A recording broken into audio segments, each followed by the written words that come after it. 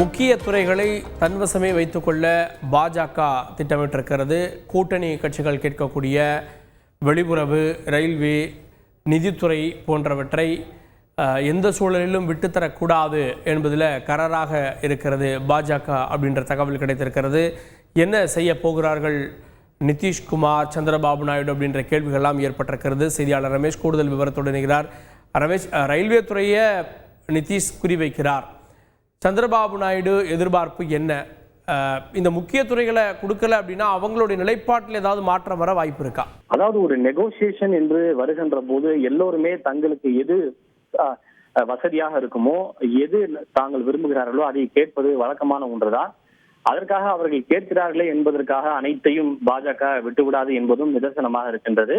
எனவே இரண்டு தரப்பிலுமே அந்த பேச்சுவார்த்தை என்பது தொடர்ந்து நடைபெற்று இறுதியாக ஒரு முடிவுக்கு வருவார்கள். ஒருவேளை அவர்கள் கேட்ட இலாக்காக்களை தரவில்லை என்பதற்காக மட்டுமே கூட்டணியை விட்டு சென்று விடுவார்கள் என்று எதிர்பார்க்க முடியாது. இருப்பினும் கூட்டணி கட்சிகளை பொறுத்தவரை இதுதான் மிக சரியான ஒரு தருணம், சரியான ஒரு சந்தர்ப்பம். எனவே கூட்டணி கட்சிகளை பொறுத்தவரை முக்கிய இலாக்காக்களையும் முக்கிய துறைகளையும் அதிகமான அமைச்சர்கள் பதவியையும் கேட்பது மிக இயல்பான ஒன்று.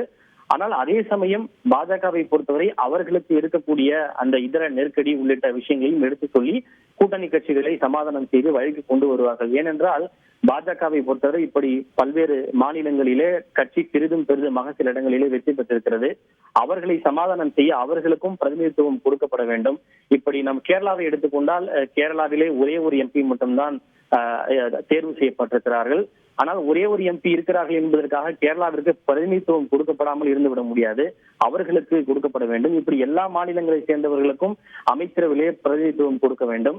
அமைச்சர்களாக அதிகபட்சம் 75 பேர் வரைதான் பதவியேற்க முடியும். எனவே அவர்களுக்கான நெருக்கடி என்கிற ஒன்று இருக்கிறது.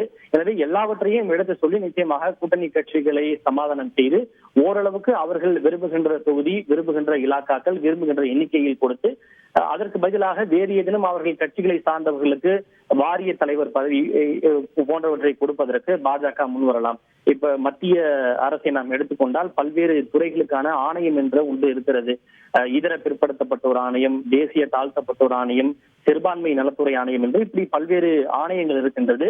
இந்த ஆணையத்திற்கான தலைவராக நியமிக்கப்படுபவர்கள் கேபினட் அமைச்சர் அந்தஸ்துக்கு இணையான அந்தஸ்து இருக்கக்கூடிய ஒரு துறைகள். எனவே ஒருவேளை அமைச்சரவையிலே கூட்டணி கட்சிகளுக்கு தேவையான அந்த பதவிகள் வழங்கப்படாவிட்டாலும் கூட மத்திய அரசில் இருக்கின்ற இதர துறைகளில் ஆணைய தலைவர்களாக கூட்டணி கட்சி தலைவர்களுக்கு பதவி வழங்கப்படுவதற்கான வாய்ப்புகள் நிறைய இருக்கின்றன. எனவே இரண்டு தரப்புமே தொடர்ந்து அது தொடர்பான பேச்சுவார்த்தை நடத்தப்பட்டு ஒரு சுமூக முடிவு எட்டப்படும் என்று எதிர்பார்க்கப்படுகிறது. தொடர்ந்து இணைப்பில் இருக்கிற ரமேஷ்குமார்.